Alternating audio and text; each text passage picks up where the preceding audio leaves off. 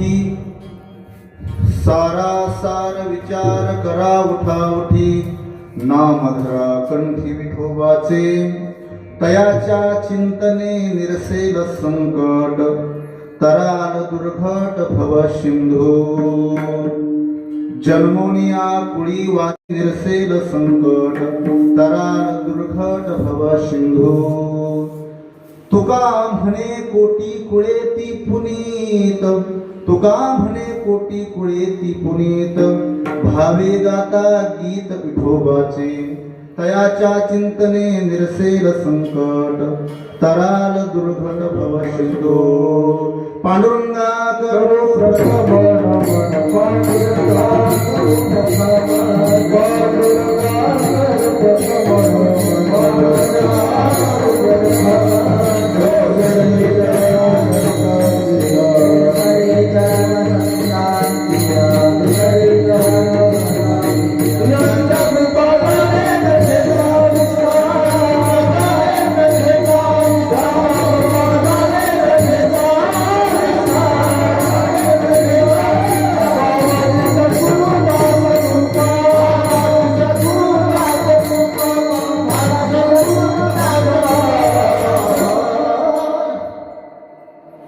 पांडुरंगा करू प्रथम नमन, दुसरे चरणा संतांच्या, त्यांच्या कृपादाने कथेचा विस्तारू, बाबाजी सद्गुरु दास तुका, परमपुरुष सौरी पांडुरंग मुरारी, परमपुरुष शौरी पांडुरंग मुरारी, कमल नयनार गाना गोपिका चित्तहारी, प्रगट निगट शोभे रुक्मिणी रम्यमानी, सदयथवलहासं विठ्ठलं चिन्तयामि, कलावद्य जीवोद्धरार्थावतारं, कलाकान्त तेजोधिकामोदिवक्त्रं, फलानिशवादापनोदार दक्षं, समाधिस्थमूर्तिं विठ्ठलं भजे ज्ञानदेवं विठ्ठला,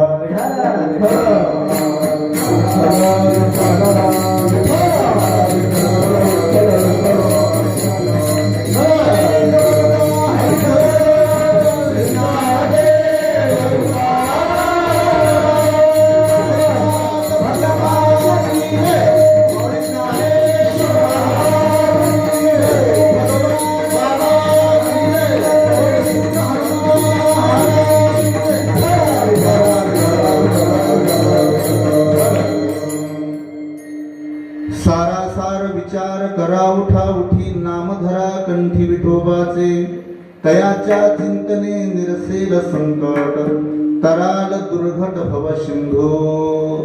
प्रस्तुत कीर्तन रूपी सेवेकरता निवडलेला अभंग संत हृदय सम्राट विश्ववंदे विश्व उद्धारक जगद्गुरु श्री संत तुकोबारायांचा उपदेश प्रकरणातील नामाचं विशेष महात्म्य प्रगट करणारा सुंदरसा 4 चरणाचा अभंग कीर्तन रूपी सेवेकरता घेतलेला आहे.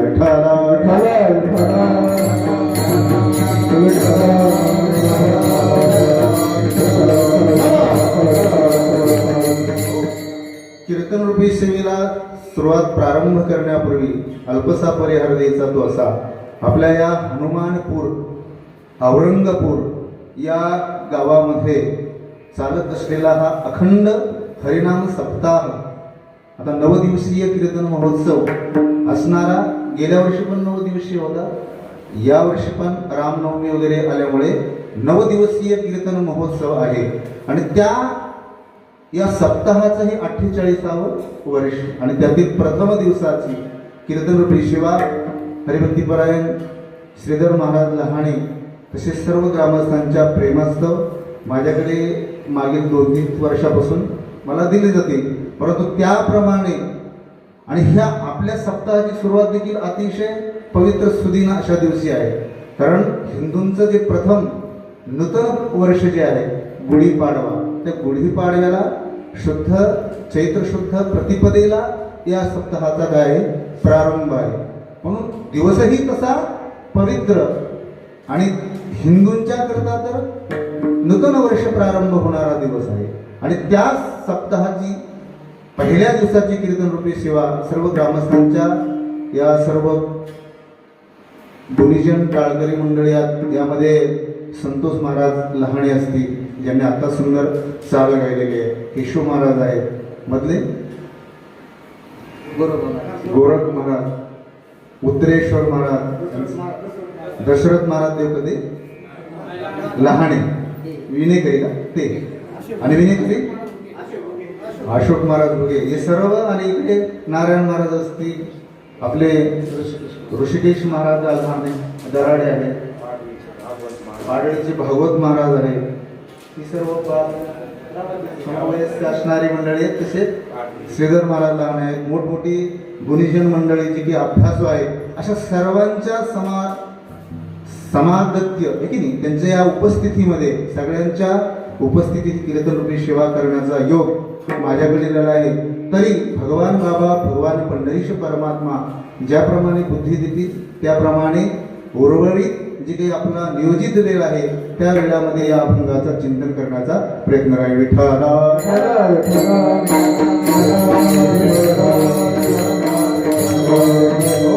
आमचे लहान मृदंगमणी असणारे काय नाव आहे तुमचं? गोविंद महाराज, रोहित महाराज सुंदर वाजवत आहेत. अतिशय कमी वयामध्ये फार छान वाजवत आहेत. तरी अशीच त्यांची उत्तरोत्तर प्रगती व्हावी ही भगवान पवनसुत हनुमानांच्या चरणी प्रार्थना. विठ्ठला विठ्ठला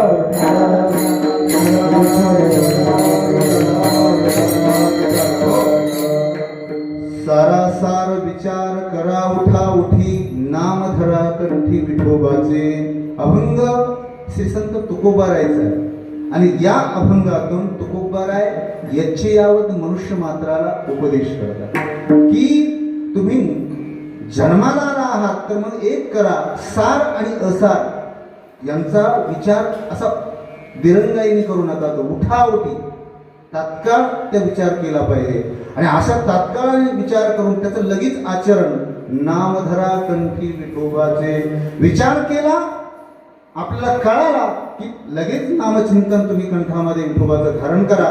कारण अशा या विठोबाच्या नामचिंतनाने तुमच्या जो तरुण जाण्याकरता अतिशय दुर्घट अवघड असणारा, कठीण असणारा जो संसार आहे तो सहज भवसागर तुम्ही तरुण जाल. तयाच्या चिंतने निरसेल संकट. जेवढी काही दुःख आपल्या जीवनामध्ये असतील ती सर्व दुःख निरसन होईल, आणि दुर्घट असणारा भवसागर सहजासहजी तरुण जाता येईल. आणि अशा या मनुष्य देहामध्ये कुळी एक नाही, जन्मोनिया कुळी वाचे स्मरे राम. म्हणजे जन्मोनिया कुळी, कुळी या शब्दाचा अर्थ काय? मानव योनीमध्ये जन्म मिळाल्यानंतर, त्या योनीमध्ये जन्म घेतल्यानंतर तुम्ही काय करा, वाचेने नामचिंतनाचा आहारनिश काय करा तर ध्यास घ्या. ते विठोबाचं नाव घ्या किंवा रामाचं नाव घ्या. असं जर केलं तर नव्हे तुमचा वैयक्तिक स्वतःचा तो उद्धार होईलच, तर त्याबरोबर तुमची कोटी कुळं जी आहे ते पुनीत होतील. मग कशा तर विठोबाचं प्रेमाने, भक्तीने, आवडीने, रुचीने जर नाम घेतलं तर तुमचा तर उद्धार होईलच, परंतु तुमच्या कोटी कुळाचा देखील उद्धार होईल. हे अभंगाचा सरळ सरळ अर्थ. विठ्ठला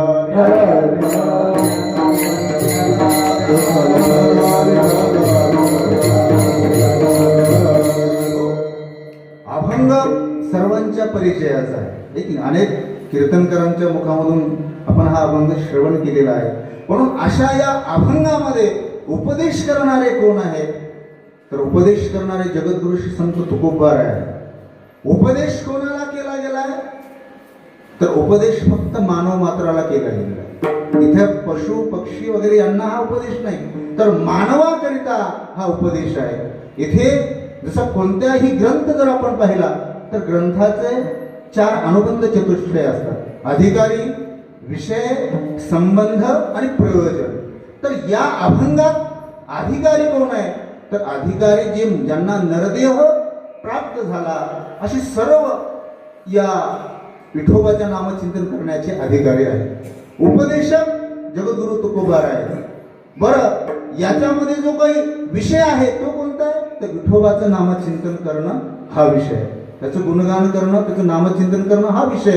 आणि संबंध काय आहे तर तुमच्या मागे जे लागलेले संसार दुःख आहे, जे काही येणं जाणं जे आहे, याचा जर आपल्याला नयनात करायचं असेल, याचा जर नाश करायचा असेल तर त्याच्याकरता देखील तुम्हाला नामचिंतन करावं लागेल. आणि असा असणारा हा जो संसार आहे तो अतिशय दुर्घट आहे. त्याचा पुरेसा नायनाट आहे की नाही, आत्यंतिक दुःखाची निवृत्ती आणि परमानंद नामाची प्राप्ती म्हणजे विठोबाचं नामचिंतन करून आपणही उद्धार पावावा आणि इतरांचा सर्व कुळाचा उद्धार व्हावा, हे इष्ट प्राप्ती असा या अभंगाचा याच्यातील हा मतिदार्थ आहे. विठ्ठला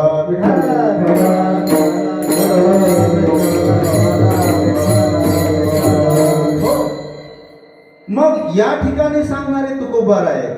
बरं, सांगतात ज्यांना सांगतात की नामचिंतन करा, विठोबाचं नामचिंतन करा, सारासाराचा विचार करा, सार अधिक असार बरोबर सारासार याचा विचार करा. आणि ज्यांना करायला सांगितलं ती सगळी मानव मात्र आहे. बरं, का हा विचार का करायचा, तर हा विचार जर नाही केला तर आपल्या मागे जे लागलेलं दुःख आहे ठीक आहे, जन्म मरणाचं सगळ्यात मोठं जे दुःख आहे ते दुःख नाश पावणार नाही. आणि त्याच्यामुळे आपल्यालाही जीवनामध्ये कधीही समाधान, आनंद, सुख मिळणार नाही. त्याच्याकरता त्याचा नायनाट करायचा असेल तर तुम्हाला काय करावं लागेल, सार आणि असाराचा विचार करावा लागेल. कारण आपण आपल्या जीवनामध्ये विचार करत नाही असं नाही, प्रत्येक माणूस काही ना काहीतरी विचार करतच असतो. असा एकही मनुष्य नाही की जो विचार करत नाही, ठीक आहे. विचार जर करत नसेल तर त्याला आपण वेडा म्हणू, ठीक आहे. परंतु विचार न करता एकही मनुष्य जगूच शकत नाही. तो विचार कुठलाही करील पण विचार केल्याशिवाय राहणार नाही. म्हणून विचार करायचा आहे, पण तो कशाचा करायचा आहे, सार आणि असार. सार नेमकं काय आहे, असार काय आहे याचा विचार मनुष्याने केला पाहिजे. विठ्ठल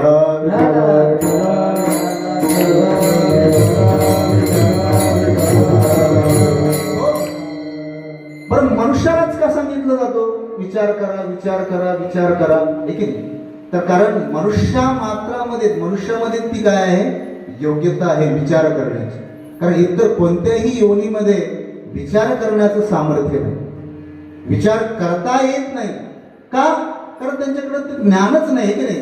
आहार निद्रा भय मैथुनंच सामान्य नेतक पशुभिर्नराणाम, ठीक आहे ना. ज्ञानम ही तेषाम अधिको विशेषः ज्ञानेन हीना पशुभी समाना.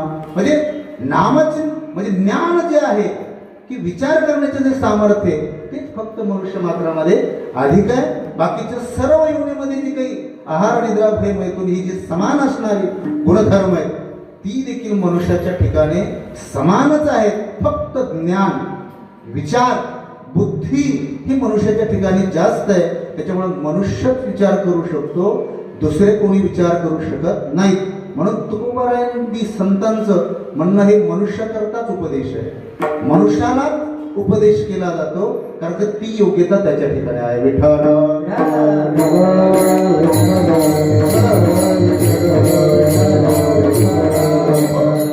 मग विचार करायला सांगणारे तुकोबार आहे. आणि विचार ज्यांना करायला सांगितलाय जे मनुष्य देहधारी आहेत त्या सर्वांना विचार करायला सांगतात.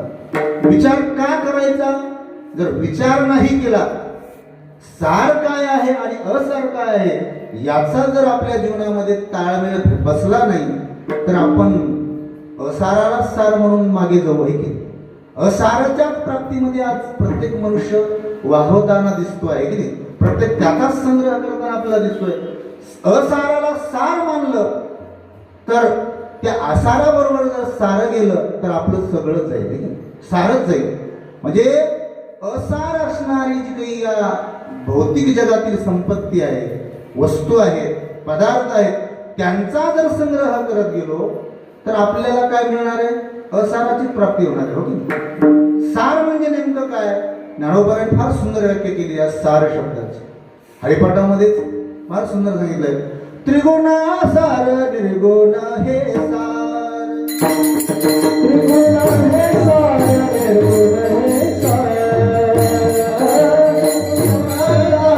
निर्गुण हे सार.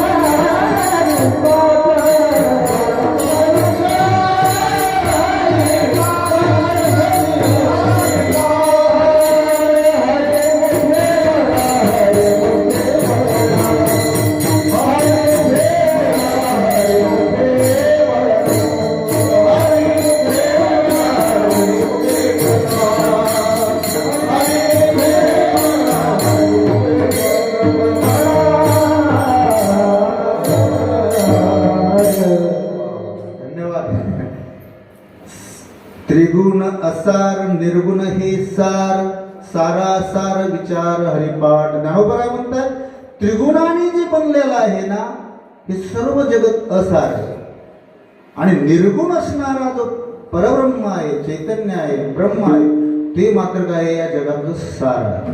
पलकट तो संसार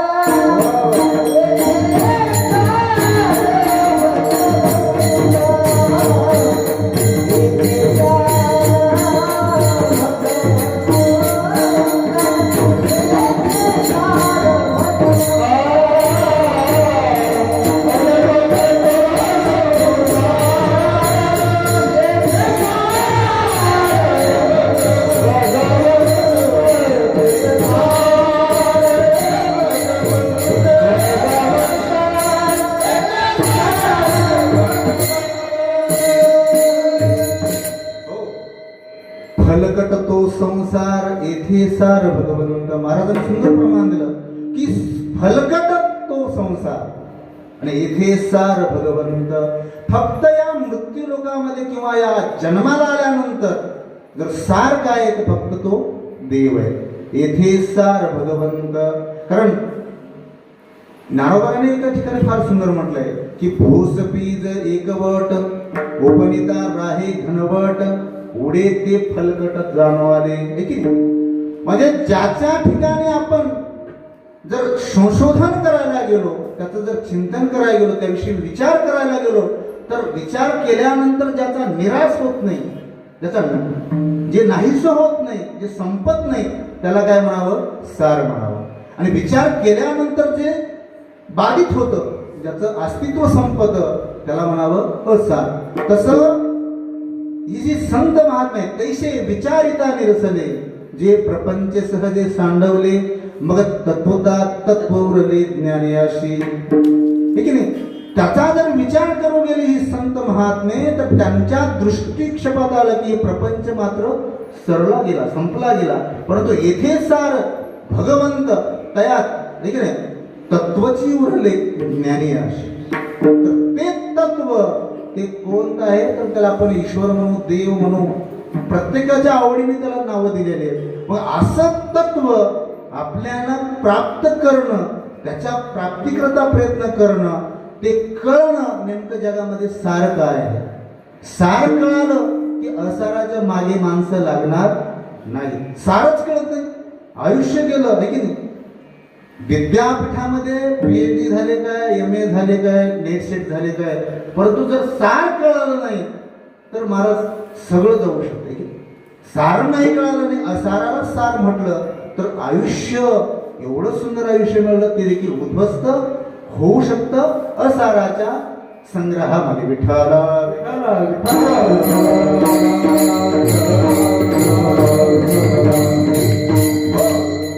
साराचा विचार केला पाहिजे. म्हणून सार असार. पण हा विचार कसा करायचा, तर उठाउठी करायचा. तुकोबाराने दुसरा शब्द वापरलाय की उठाउठी, विचार करा, उठाउठी. ठीक आहे. हा विचार उठाउठी करायचा आहे. तुम्ही म्हटले की आम्हाला कळलं की सार काय आहे आणि असार काय आहे, की सार फक्त भगवंत आहे आणि असार हे सर्व प्रपंच आहे. आम्हाला आता कळाला, परंतु आम्ही आता विचार करू. विचार केला की आम्हाला कळालं की सार भगवंत आहे, असार हे सगळं प्रपंच आहे, या जगातल्या वस्तू आहेत. मग तुकोबारा म्हणले दिसतं विचार उठाउठी केला तर याचा फायदा आहे. तुम्हाला कळालं आणि आम्ही नंतर करू करू असं जर म्हणू तर करू तर नाही तर करू, नाही तर एक दिवशी असेल मरू, हे की नाही. पुढचा शब्द आहे करू, हा भविष्यवाचक शब्द आहे. करू, कधीतरी करू. आयुष्य संपत आलं तरी करणं होत नाही. त्याच्याकरता ज्यावेळेस कळालं त्याबरोबरच ते अवलंबीनं त्याच्यामध्ये लगेच कृतीमध्ये ते आलं पाहिजे. म्हणून सारासार विचार करा, उठा उठी, ठीक आहे नाही. एक जी जुनी कीर्तनकार मंडळी सांगायचे विनोदाने की एका बाबांकडे आम्ही मुक्कामाला गेलो. ते बाबा म्हटले, त्यांचा तो जो प्लॉट होता तो काय होता, रिकामा होता. म्हणजे कळालं का, गळ्यामध्ये माळच घातलेली नव्हती. म्हणले बाबा तुमचं वय काय? ते म्हटले माझं वय किती असत? कीर्तनकार म्हटले 75-80 असत. ते म्हणले माझं आता 85 वर्षे वय. मग ते म्हणले तुम्ही एवढे वयस्कर झालात, कीर्तन ऐकतात, प्रवचन ऐकतात, ज्ञानेश्वरी वाचतात, मग तुम्ही गळ्यामध्ये हे माळ घाला ना. ते म्हणले महाराज तुम्ही म्हटलं तर माळ घालतो. आणि कीर्तनकारानं रात्री जेवण केलं आणि दुसऱ्या दिवशी ते निघून गेले. दुसऱ्या वर्षी ते कीर्तनकार आले, त्यांनी म्हटलं बाबा तुमचा आणखी प्लॉट रिकामाच आहे, तुम्ही आणखी माळ घातली नाही. ते म्हटले महाराज तुम्ही निघून गेलात, त्याच्यामुळं या प्रपंचाच्या व्यवहारामध्ये गुंतल्यामुळे माळ घातली नाही, परंतु आता तुम्ही म्हणतायत ना नक्की माळ घाल. दुसरं वर्ष गेलं, तिसऱ्या वर्षी ज्यावेळेस कीर्तनकार आले तर त्या दिवशी त्यांचं काही दावा वगैरे होता. मग कीर्तनकारांना वाटलं की हे कशासाठी लोक रडतात. ते म्हटलं ते बाबा नव्हते का 85 वर्षाचे, पुढेच कीर्तन ऐकायला बसायचे, त्यांचं निधन झालं, ते गेले. म्हणजे आयुष्य संपत आलं तरी आपण करू करू जर म्हटलं ना तर करूच हे मात्र निश्चित नाही. त्याच्याकरता जेव्हा कळालं तेव्हाच त्याचा जर अवलंब केला, लगेच ते कृतीमध्ये आणलं तर त्याला उठाउठी विचार करणं. म्हणून सारासार विचार करा, उठाउठी, ठीक आहे. काय उठाउठी विचार करा तर नाम धरा कंठी विठोबाचे. ते नाम तुम्ही कंठामध्ये धारण करा. कारण विचार करणं, विचार केल्याबरोबर जर कृती काय असेल तर नाम धरा कंठी विठोबाचे. त्या विठोबाचं नाम तुम्ही कंठामध्ये धारण करा. कारण मनुष्य जीवन फार अल्पच आहे. या जीवनामध्ये एवढे काही आपल्या मागं आपण उपद्व्याप लावून घेतलेले असतात. आयुष्य थोडे पण कुठाने फार आयुष्यामध्ये असतं, हे की नाही. म्हणजे आयुष्य कमी, अल्प आयुष्य मानला. नाशिवंत देह जाणारे सकळ, नाशिवंत देह जाणारे सकळ.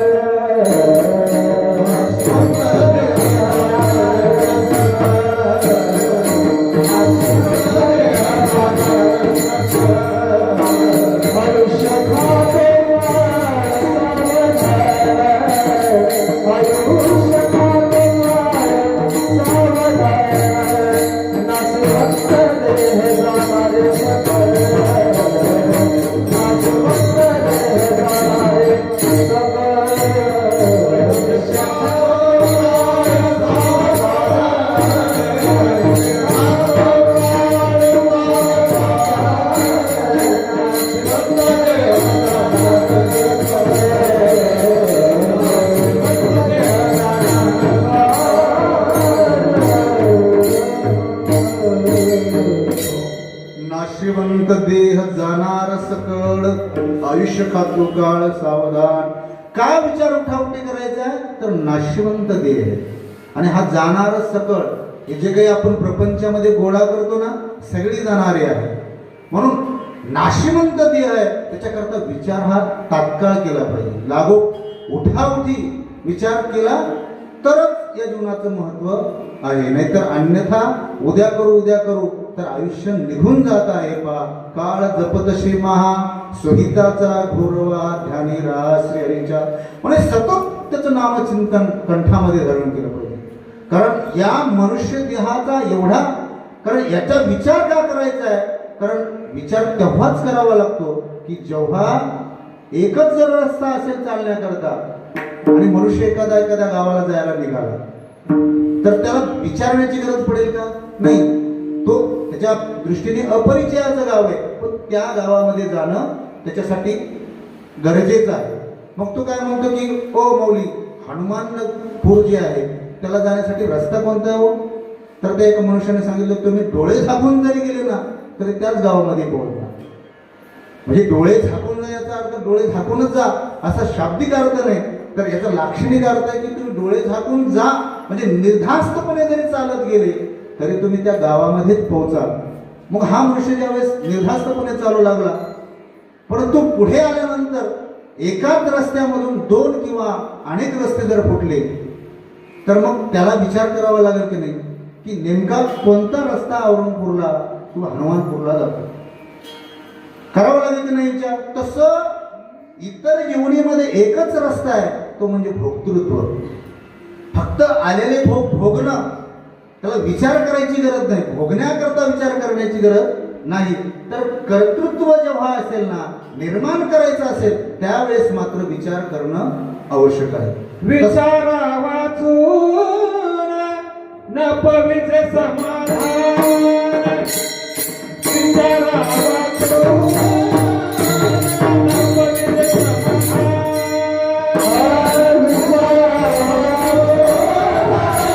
न पवित्र समाधान,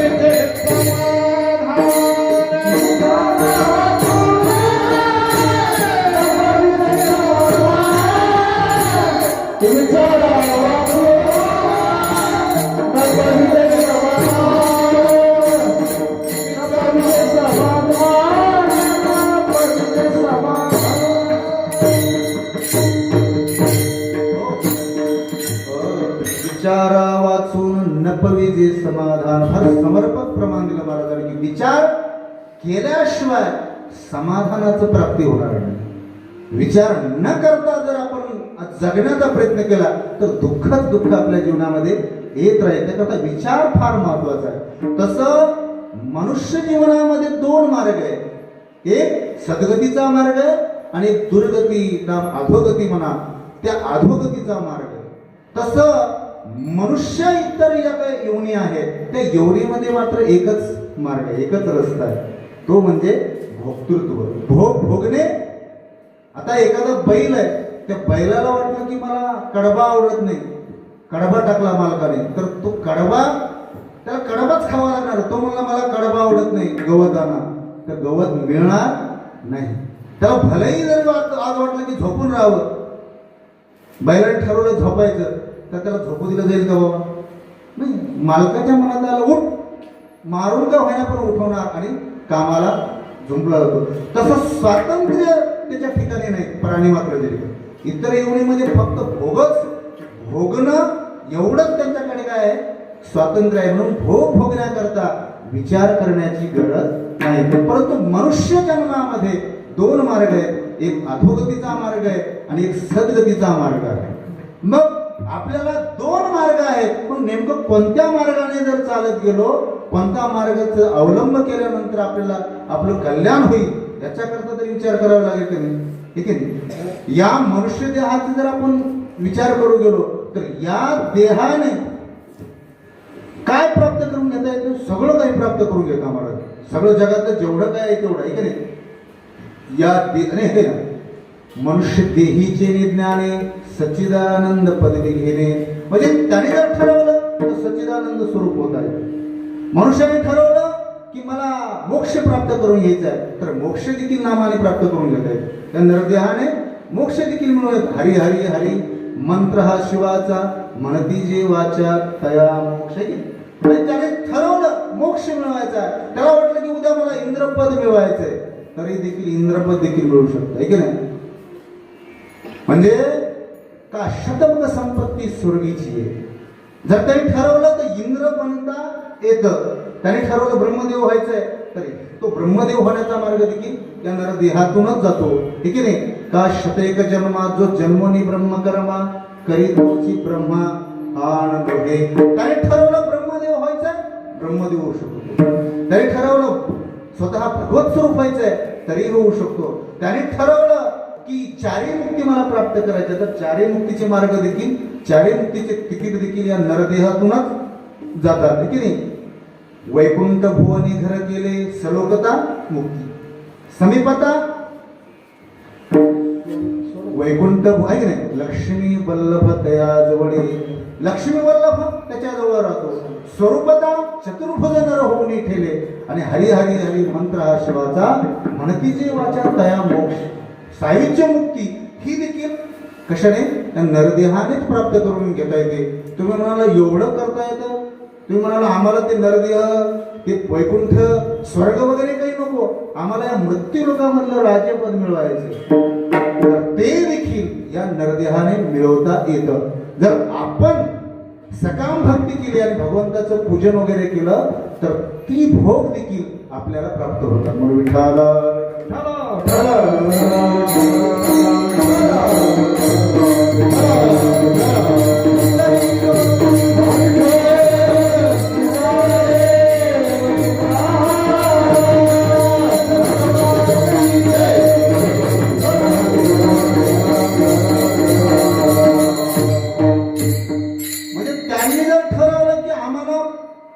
स्वर्गही नको, परम वैकुंठही नको, आम्हाला फक्त मृत्यू लोकातील भोग पाहिजे, तर ते देखील मिळवता येतं. एखादा म्हणेल की आम्हाला याच्यातलं काहीच नको, आम्हाला नरकाला जायचं, तर नरकाला जाण्याचा मार्ग देखील कुठे आहे, नरदेहातूनच जातो आहे की नाही. नरकात जाणे तिने पापे आचरावी, कथा न करावी विठोबाची. त्याने जर ठरवलं नरकाला जायचंय, त्याची अनेक एक चाड नातराय म्हणतात का नाही, अनेक एक चाड नरका जावा, अनेक एक कोड नरका जावा याची चाड, तरी संत निंदा गोड करी कौतुके आदरे. तुम्हाला नरकाला जायचं तर संतांची निंदा आदराने कौतुकाने करा, तुम्हाला नरकही मिळेल. म्हणजे जे ठरू ते या नरदेहातून मार्ग, असे अनेक मार्ग जातात देखील. आपण तर थोडंच पाहिलं की पण याच्यातून अनंत मार्ग आहेत, पण त्याच्यापेक्षाही मुख्य दोन मार्ग आहेत, एक सद्गती आणि दुसरी अधोगती. तर सद्गती कशाने होईल, का न विचार करता जर चाललो तर मार्ग अधोगतीलाही जाऊ. म्हणून सद्गती जर करून घ्यायची असेल तर त्याच्याकरता विचार करावाच लागेल. विचार जर नाही केला तर आपण असाराची प्राप्ती करण्यामध्ये पूर्ण आयुष्य खर्च करू, आणि आयुष्य एकदा गेलं ते पुन्हा मिळणार नाही. विठ्ठला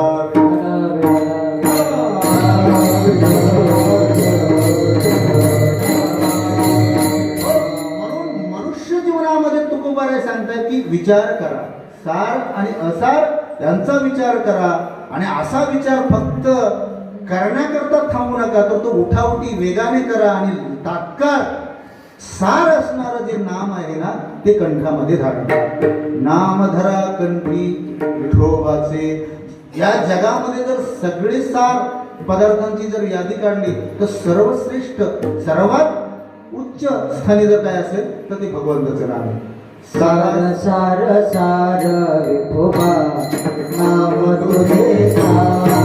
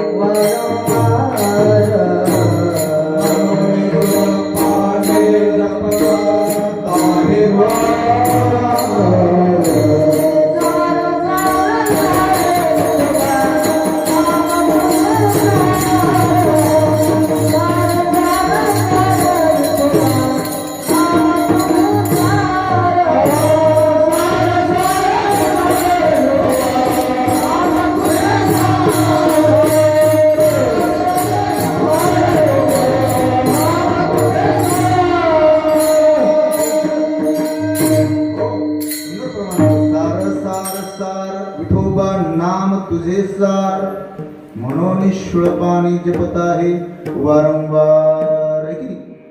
सार असणारं नाम विठोबाचं आहे. मग ते इतकं सार आहे की शूळपाणी नाम त्रिशूळ धारण करणारे भगवान शंकर तेही वारंवार नामचिंतन करतात विठोबाचं. म्हणजे त्यांना कळालं का नाही, ज्या अर्थी भगवान शंकराला कळालं त्या अर्थी ते नामाचं चिंतन करतात. तर भगवान शंकरासारखा ज्ञानी मला त्रैलोक्य दुसरा कोणी नाही. एवढे ज्ञानी असणारे भगवान शंकर, त्यांचं सामर्थ्य काय, रावणासारख्याला सुवर्णाचं नगर दान करणारे. की भक्तीमध्ये सोन्याची लंका दिली, त्यांच्याकडे सोनं कमी असेल का? पण त्यांनी जर पाहिलं त्यांच्याकडे तर त्यांनी मात्र सगळ्याचा त्याग केला आणि कैलासामध्ये जाऊन केवळ राम राम, आहे की नाही, राम भजन करी महादेव, राम सदाशिव. म्हणजे ते सतत नामचिंतन करतात. कुणाचं? विठोबाचं. म्हणून नाम या जगातलं सगळ्यात श्रेष्ठ, सगळ्यात सर्वश्रेष्ठ सार जर काय असेल तर नाम. म्हणून नाम धरा कंठी विठोबाचे, असं जर नाम आपल्या कंठामध्ये धारण केलं, असा जर चांगल्या प्रकारचा साराचा विचार करून ते सार असणारं नाम आपण जर आपल्या कंठामध्ये विठोबाचं धारण केलं तर त्या नामाचं महात्म्य इतकं श्रेष्ठ आहे की त्याच्या चिंतनानेही जो ब्रह्मादिकांना तरुण जाण्याकरता अतिशय दुर्घट असणारा संसार आहे तो देखील आपण तरुण जाऊ शकतो. अभंगाचं दयाच्या चिंतने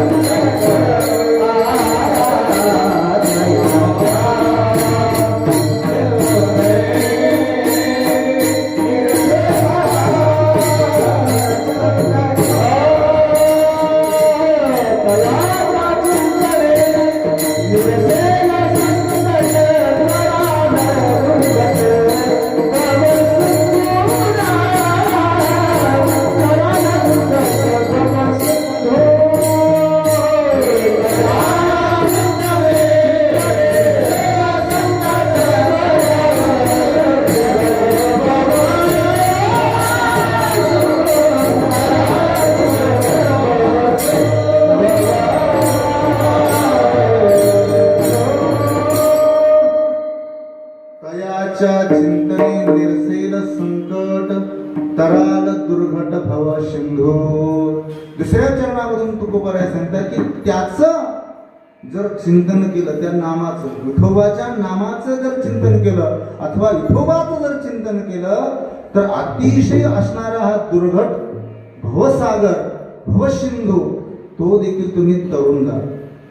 कारण या नामस्मरणाची, या विठोबाच्या गुणाची एवढी ताकद आहे की त्यानेच हा भवसागर तरता येतो. सर्व साधनाचे सार, सर्व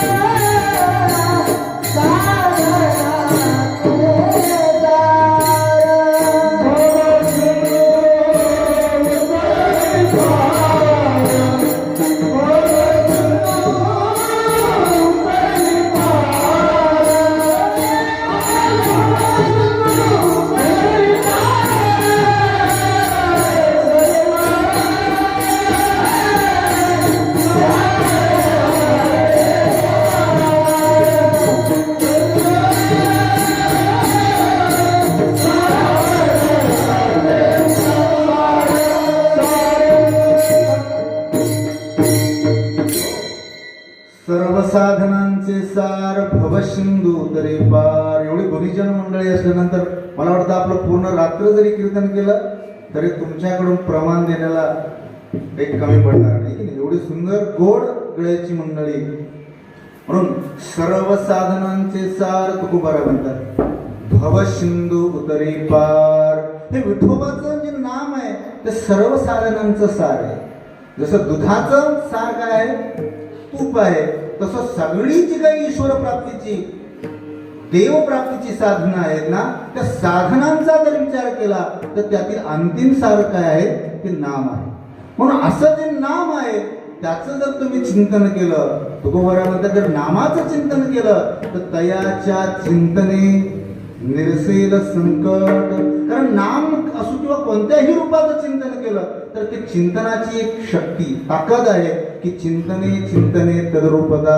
ज्याचं चिंतन आपण करू तदरूप होण्याचं सामर्थ्य त्या चिंतनाचं आहे.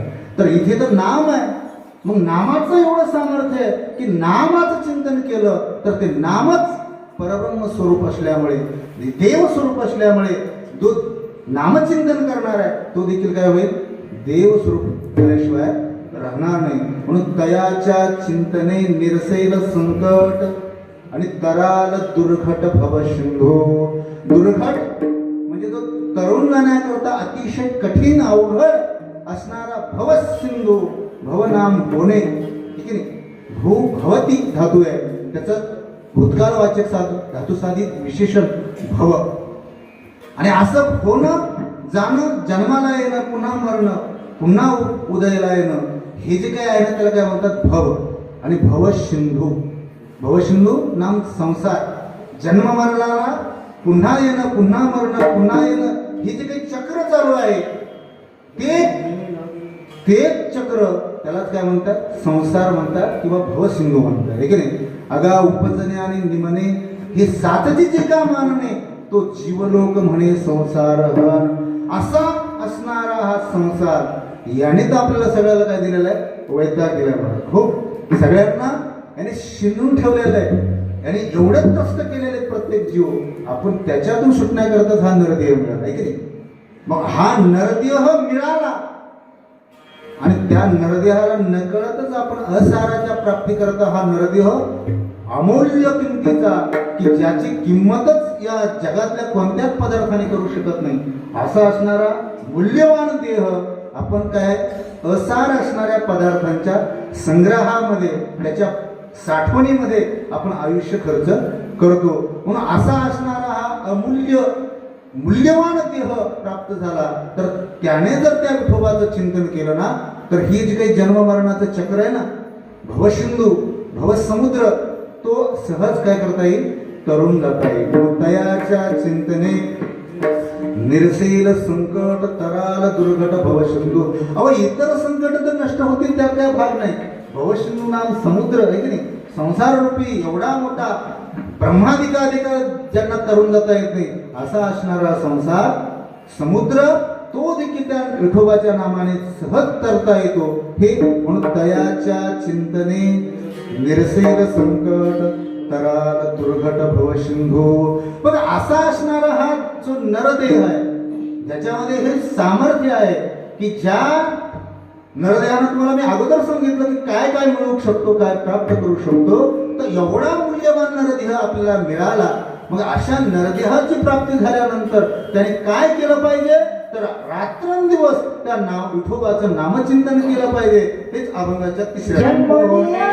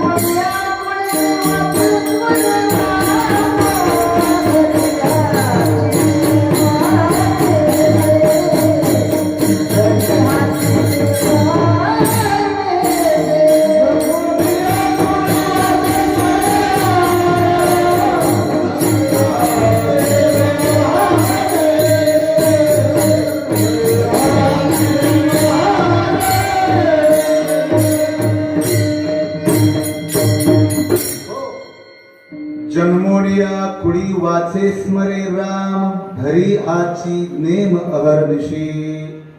तुकोबर आहे अभंगाच्या तिसऱ्या चरणातून सांगताय की जन्मोनिया कुळी देखील तो या मनुष्य योनीमध्ये जन्माला आला आहे. नरदेह प्राप्त झाला असता तो काय कर, तर याचा नरदेह प्राप्त झालाय ना, तर मग आता एक कर, जन्मोनिया कुळी वाचे स्मरे राम.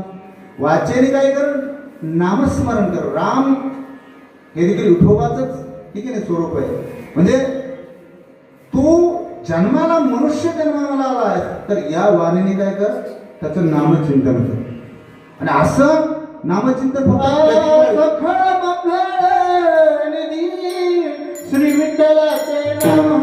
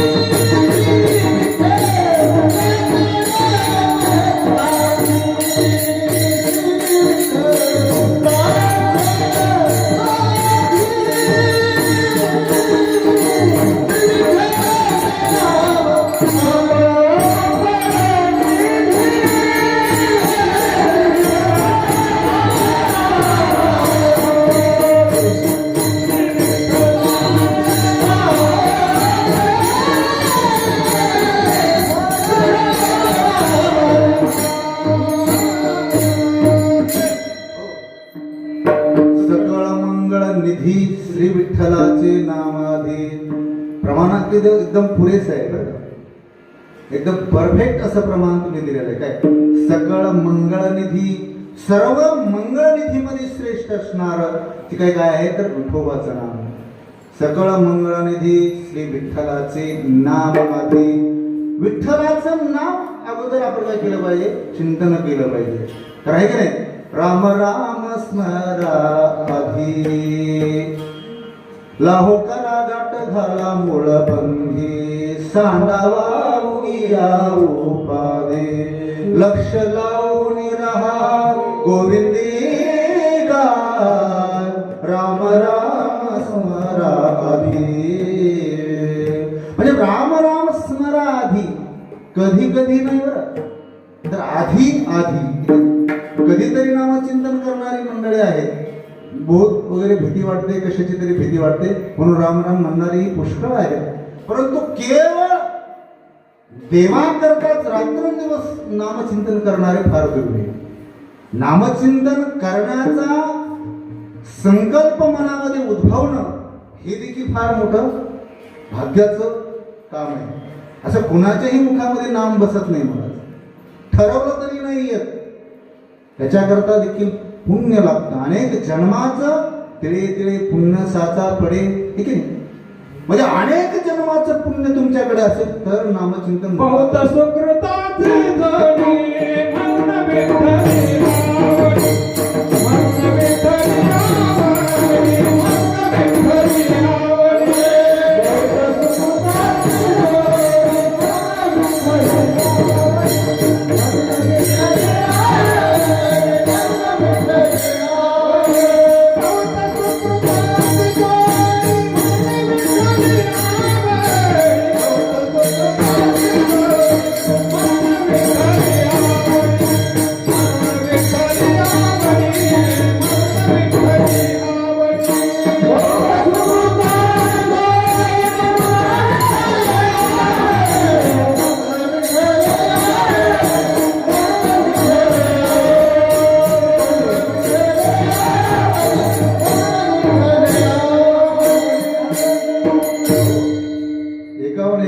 सुकृताचे एकाहुने बळी रे.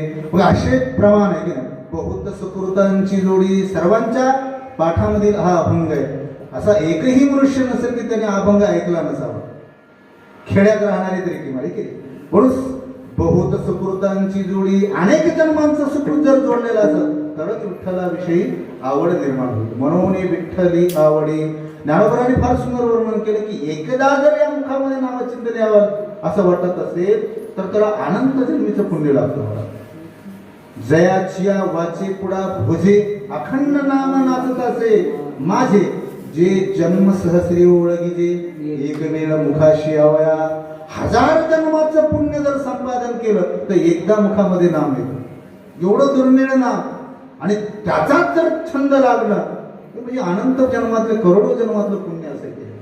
म्हणून नाम सहजासहजी कुणाच्या मुखामध्ये येत नाही. आपलं भाग्य आहे की आपल्याला हा नरदेह मिळाला आणि तो कळून देण्याचं देखील काम संत महात्म्याने शास्त्राधिकाऱ्यांनी केलेलं आहे. परंतु ते शास्त्र आणि संत महात्म्यांची अभंग आपल्याला वाचावी लागते. त्यांचं ते साहित्य, त्यांचं ते ग्रंथ संपदा आपल्याला पाहावी लागेल. त्यावेळेस कळेल की नेमकं या नरदेहाचं खरं काम काय आहे, खरं कर्तव्य काय आहे.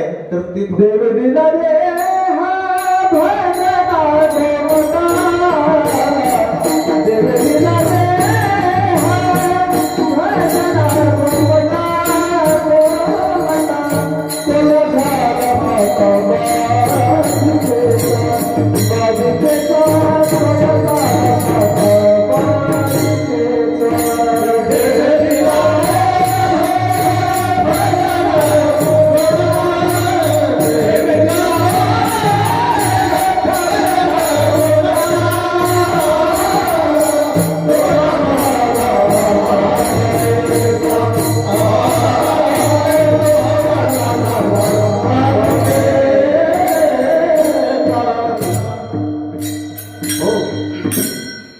देवे दिला देह भजना गोमटा, तोया झाला फाटा बालिकेचा.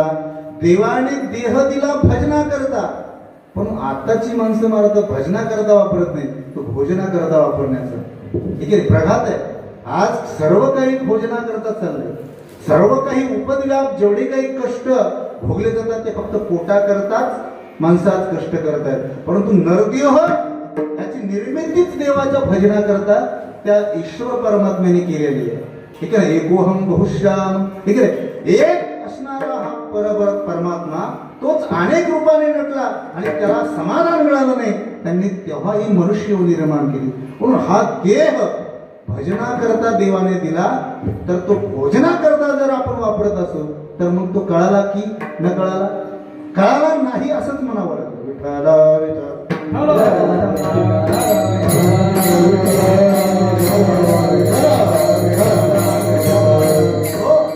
संतांनी शास्त्राने वेदांनी आपल्याला हेच उपदेश केलाय की नामचिंतन करा. म्हणून तुकोबाराय म्हणतात ना, जन्मोनिया कुळी वाचे स्मरे राम. तू मनुष्य देहामध्ये जन्माला आलास, आता याने दुसरं काही करू नको, तर तुझ्या मुखाने फक्त नामचिंतन कर. वाचे स्मरे राम धरी हाची नेम अहर्निशी. अहर नाम दिवस आणि निशी म्हणजे रात्र. तर रात्रंदिवस नाम देवासी तो ऐका प्रचार.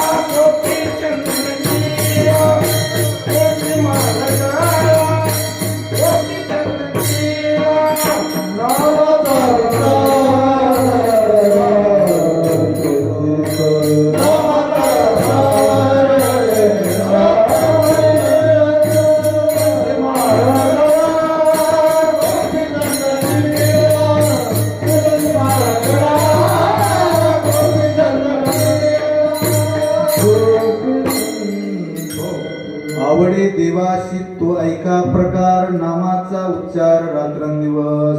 आपण हे सतत भजनामधून वगैरे हे अभंग आपल्या कानावर ऐकू येत आहे, परंतु मनुष्याला हे सगळं कळत असून देखील त्याच्याकडे दृष्टी जात नाही, त्याच्याकडे बुद्धी आपण त्याचा विचार करत नाही. ही प्रमाण आपल्या कानावर सतत पडतात. आवडे देवाशी तो ऐका प्रकार आणि काय नामाचा उच्चार रात्रंदिवस.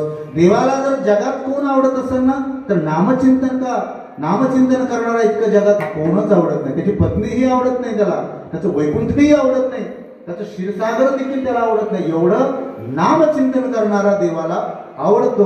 म्हणून नामचिंतन करणारा मनुष्य त्याने जगामध्ये दुसरं काहीच नाही करू द्यावं.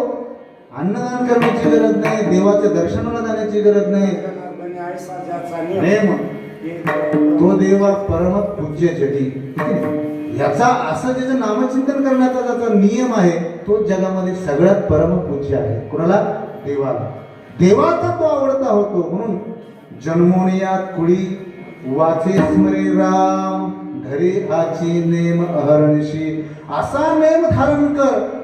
तू जर असा नेम जर धारण केला ना तर तुझा तर उद्धार होईलच, परंतु तुझ्या कोटीकुळाचा देखील उद्धार होईल. हे अभंगाच्या तुका म्हणे कोटी कुळे ते पुनीत. तुका म्हणे कोटी कुळे ते पुनीत. तुका म्हणे कोटी कुळे ते पुनीत. तुका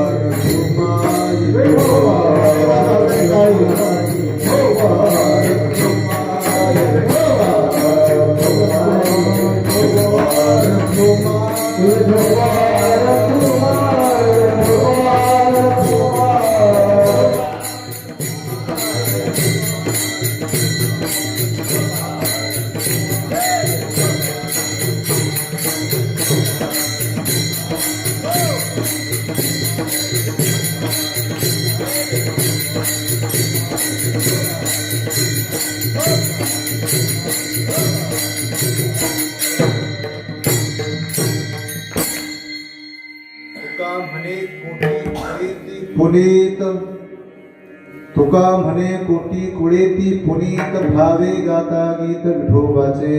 शेवटच्या चरणातून तुकोबाराय म्हणताय की जर तुम्ही असंच नामचिंतन करण्याचा रात्रंदिवस जर तुमचा जर नियम असेल ना, असं जर नामचिंतन केलं तुमचा तर उद्धार होईलच, परंतु तुमच्या कोटीकुळाचा उद्धार होईल. म्हणून जन्माला येत असताना एक तर हरिभक्त म्हणून जन्माला आला पाहिजे, एक तर दाता म्हणून जन्माला आला पाहिजे आपला मुलगा किंवा एखादा शूर. ठीक आहे ना. जननी जने तो भक्त जने दाता या शूर जने. ठीक आहे.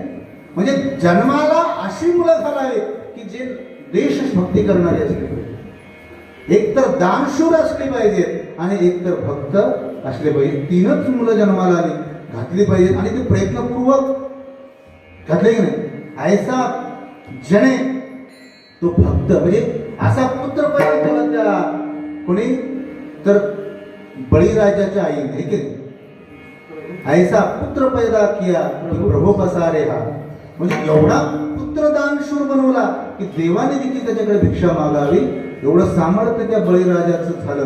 म्हणजे असा पुत्र पैदा किया हो झाला असं नाही तर पैदा किया प्रयत्नपूर्वक असा मुलगा जन्माला घातला.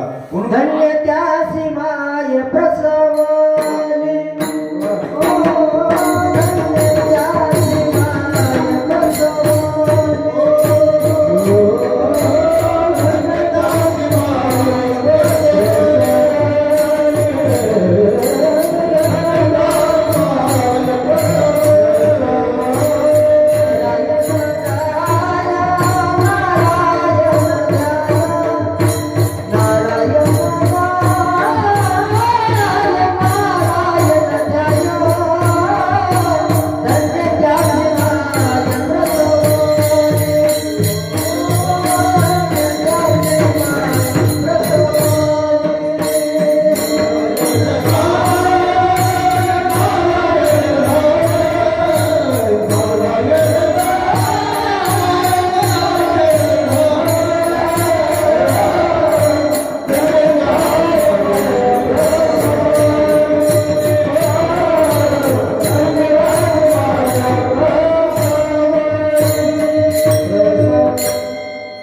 सुंदर प्रमाण.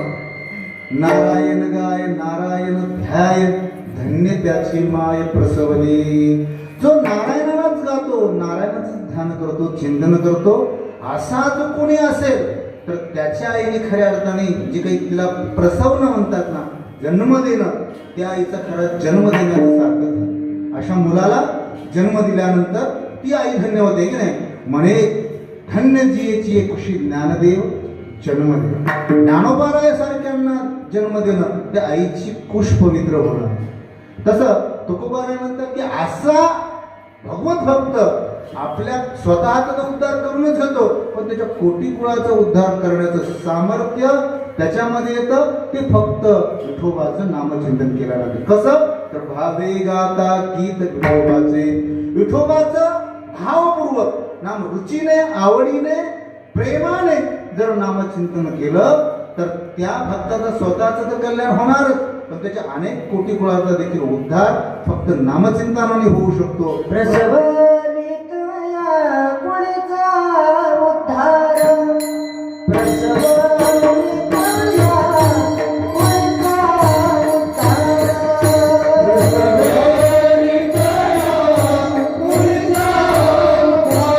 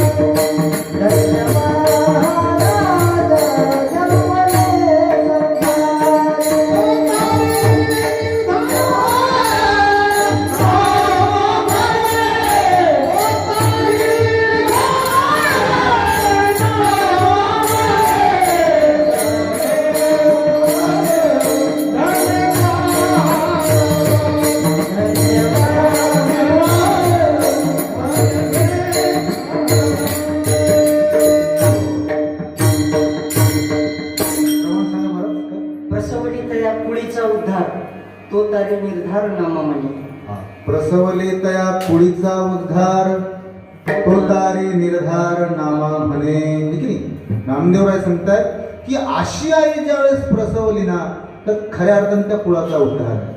आणि तो तारी निर्धार नामा म्हणे. तो सगळ्या कुटुंबाला सगळ्या वंशजांना तो तारू शकतो. एवढं सामर्थ्य कोणाच्या ठिकाणी आहे? तर नामधारण नामचिंतन करणाराच्या ठिकाणी एवढं सामर्थ्य येतं. म्हणून आपल्या जीवनामध्ये मनुष्याने काही जरी प्राप्त नाही केलं तरी चालेल, काही जरी नाही होता आलं तरी चालेल, परंतु नामचिंतन नामस्मरण करणारं नक्की व्हावं. त्याच्यामध्येच खरं जीवनाचं सार्थक आहे, त्याच्यामध्ये जीवनाचं कल्याण आहे. त्याच्याकरता ही सगळी साधू संत फक्त जर पाहिली ना अभंगाचं जर आपण चिंतन करत गेलो, तुकोबऱ्यांच्या गाथा घरी जर उघडून पाहिला तर नामचिंतनाविषयी सगळी संत महात्मे बोलताना आपल्याला दिसतील. आलो म्हणे तुका मी नामाचा धार गे. आलो म्हणे तुका मी नामाचा धार गे.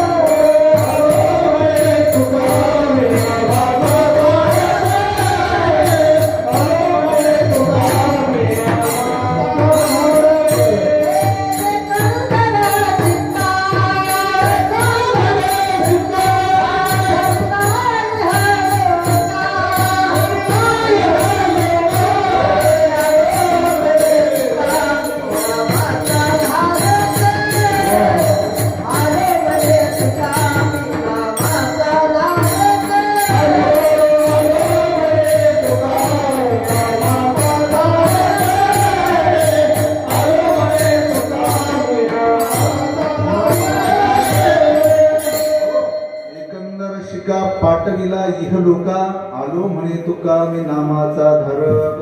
तुकोबराने स्वतःची ओळख काही महाराज वगैरे म्हणून दिली नाही, तर नामाचा धारक. की नाही? आलो म्हणे तुका मी नामाचा धारक. म्हणून नामधारण करणारे नामचिंतन करणारे आपण बनावं. त्याच्याकरता अधिकार वगैरे लागत नाही, कोणीही नामचिंतन करू शकतो. परंतु आपल्या मनाच्या ठिकाणी ते ठसलं पाहिजे, बिंबलं पाहिजे की संतांचा उपदेश दुसरा काही नाहीच, फक्त नामचिंतन करा. आपणही त्या दिशेने जर चाललो तर नक्कीच आपल्या जीवनामध्ये आपलाही कल्याण होईल आणि आपल्या पूर्वजांचं देखील कल्याण होण्याचं सामर्थ्य या नामचिंतनामध्ये आहे. म्हणून तुकोबा म्हणतात तुका म्हणे कोटी कुळेती पुनीत भावे गाता गीत विठोबाचे पुनीत पवित्र होतात.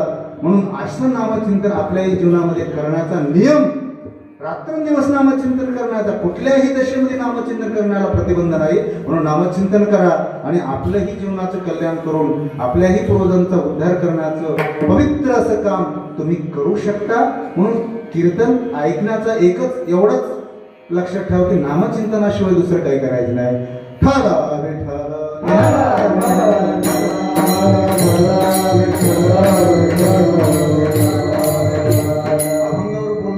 खूप काही आहे. पहिला चरणातच आपण पहिलं चरणही घेतलं नाही, आपण डायरेक्ट दुसऱ्या चरणातून सुरू झालो.